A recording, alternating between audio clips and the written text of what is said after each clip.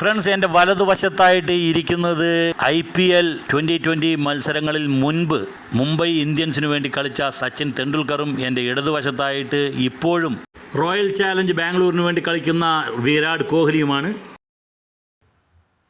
Friends, അപ്പോൾ നമ്മൾ ഇപ്പോൾ സച്ചിൻ തെണ്ടുൽക്കറിൻ്റെ ഒപ്പം ക്രിക്കറ്റിൻ്റെ ഇതിഹാസം, ക്രിക്കറ്റിൻ്റെ ദൈവം എന്നൊക്കെ പറയുന്നത് സച്ചിൻ തെണ്ടുൽക്കറിൻ്റെ ഒപ്പമാണ്. അപ്പോൾ സച്ചിൻ തെണ്ടുൽക്കറിനെ നമ്മൾ കുറച്ച് ഇൻ്റർവ്യൂ ചെയ്യാമെന്ന് പറഞ്ഞതാണ്. അപ്പോൾ നമുക്കത് ചോദിച്ചു നോക്കാം. ഫ്രണ്ട്സ്, നമുക്ക് ചോദിക്കാമെന്നേ ഉള്ളൂ, പക്ഷേ ഉത്തരം സച്ചിൻ തെണ്ടുൽക്കർ തരാൻ പോകുന്നില്ല. കാരണം ഇത് ഒരു മെഴുക് പ്രതിമയാണ്, വാക്സ് കൊണ്ട് ഉണ്ടാക്കിയിരിക്കുന്ന ഒരു മെഴുക് പ്രതിമയാണ്. ഈ പ്രതിമകൾ എവിടെയാണ്, എന്താണ് എന്നെല്ലാം നമ്മൾക്ക് അറിയാം.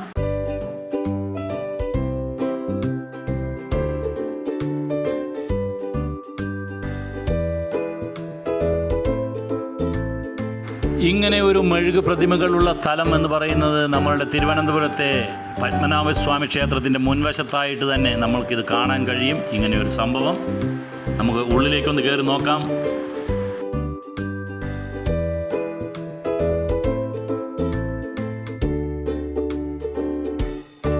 ഉള്ളിലേക്ക് കയറിക്കഴിഞ്ഞാൽ ആദ്യം തന്നെ നമുക്ക് കാണാൻ കഴിയുന്നത് നമ്മളുടെ രാഷ്ട്രപിതാവായിട്ടുള്ള മഹാത്മാഗാന്ധിയുടെ ഒരു പ്രതിമയാണ്, ഒരു സ്റ്റാച്യു ആണ്, ഒരു മെഴുക് പ്രതിമ.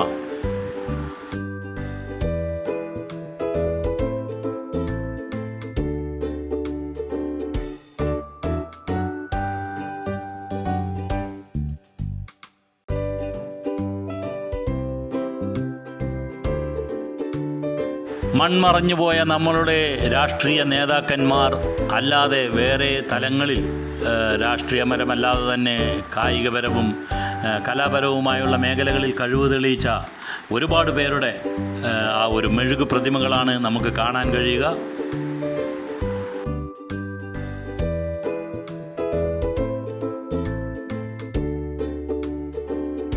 ചില പ്രതിമകൾ കണ്ടാൽ നമ്മൾക്ക് വേഗം മനസ്സിലാകും അത് ഒരു നിർമ്മിതിയാണ് എന്ന്, മെഴുക് കൊണ്ടോ എന്തുകൊണ്ടോ ഉണ്ടാക്കിയിട്ടുള്ളതാണ് എന്ന്. പക്ഷേ ഇപ്പോൾ ഇതാ ഷിരടി സായിബാബയുടെ ഈ ഒരു കിടപ്പ് കണ്ടാൽ നമ്മൾ ഒറിജിനൽ ആണെന്ന് തന്നെയാണ് വിചാരിക്കുക.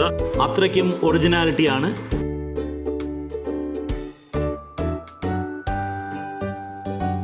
തമിഴ് സിനിമകളിൽ വില്ലനായും സ്വഭാവ നടനായും എല്ലാം തിളങ്ങി നിൽക്കുന്ന പ്രകാശ് രാജിൻ്റെ ഒരു പ്രതിമ.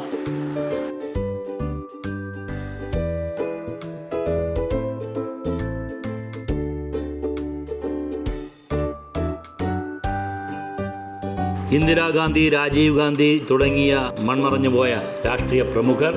അടുത്തുതന്നെ നമ്മളുടെ ദേശീയ ഗാനം രചിച്ച ശ്രീ രവീന്ദ്രനാഥ ടാഗോറിൻ്റെ ഒരു പ്രതിമ. അദ്ദേഹത്തിന് 1913 സാഹിത്യത്തിന് നോബൽ സമ്മാനവും ലഭിക്കുകയുണ്ടായി.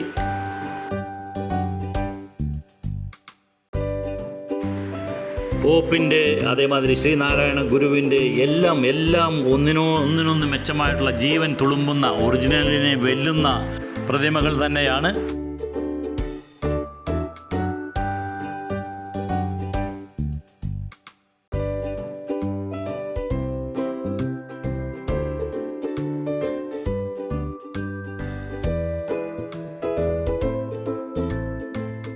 കൊച്ചുകുട്ടികൾ മുതൽ മുതിർന്നവർ വരെ വന്ന് കാണാനും ആസ്വദിക്കാനും പഠിക്കാനും.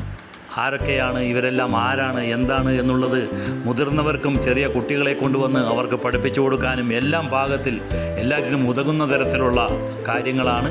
ഇതിൻ്റെ എല്ലാം ഡീറ്റെയിൽസും എല്ലാം അവിടെ എഴുതി വെച്ചിട്ടുണ്ട്. ഇതെല്ലാം ആരാണ്, ഇവരെല്ലാം ചെയ്തത് എന്തെല്ലാമാണ്, എന്താണ്, ഏത് മേഖലയിലാണ് ഇവരെല്ലാം പ്രശസ്തരായിട്ടുള്ളത് എന്നുള്ള കാര്യങ്ങളെല്ലാം തന്നെ ചെറിയ കുട്ടികളെ നമ്മൾക്ക് പറഞ്ഞ് പഠിപ്പിക്കാൻ പറ്റും.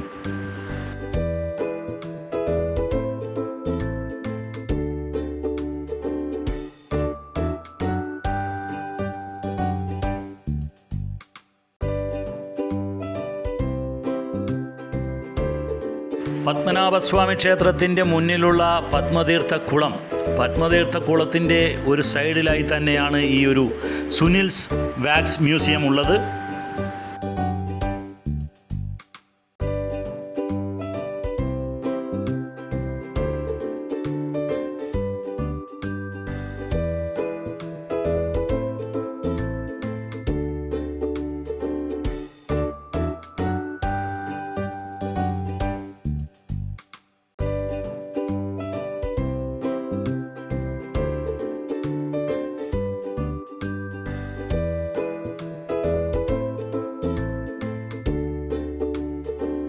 ഫുട്ബോൾ ഇതിഹാസം മറഡോണ, അതേമാതിരി ഹിന്ദി സിനിമയിലെ പ്രശസ്തരായ നടന്മാർ ഇവരൊക്കെയാണ് ഈ ഒരു റൂമിലുള്ളത്.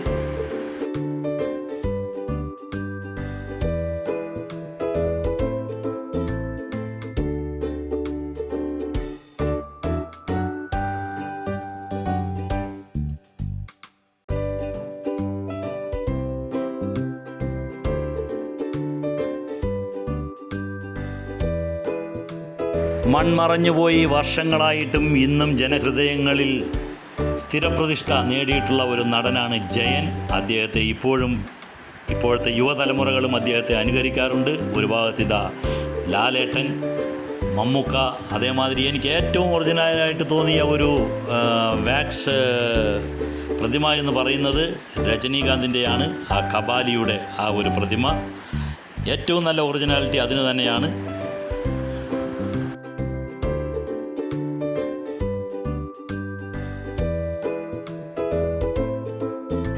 നമ്മളെയെല്ലാം സ്വപ്നം കാണാനും നല്ല നല്ല സ്വപ്നങ്ങൾ കാണാനും കണ്ട സ്വപ്നങ്ങൾ യാഥാർത്ഥ്യമാക്കാൻ പരിശ്രമിക്കാനുമെല്ലാം നമ്മളെ പഠിപ്പിച്ച അബ്ദുൽ കലാംജി. അടുത്തു തന്നെ നമ്മളുടെ പ്രധാനമന്ത്രി ശ്രീ മോദി. ഫ്രണ്ട്സ്, ഈ ഒരു വാക്സ് മ്യൂസിയത്തിലേക്ക്, സുനിൽസ് വാക്സ് മ്യൂസിയത്തിലേക്ക് എൻട്രി ചെയ്യാൻ നമ്മൾക്ക് 100 രൂപയാണ് നമ്മളുടെ ടിക്കറ്റ് നിരക്ക്. 100 രൂപ മുടക്കി നമ്മൾ ഒരു ടിക്കറ്റ് എടുത്തു കഴിഞ്ഞാൽ നമ്മൾക്ക് ഈ ഒരു പ്രതിമകളെല്ലാം കണ്ട് ആസ്വദിച്ച് ഒരു അരമണിക്കൂർ നേരം ചിലവഴിക്കാം.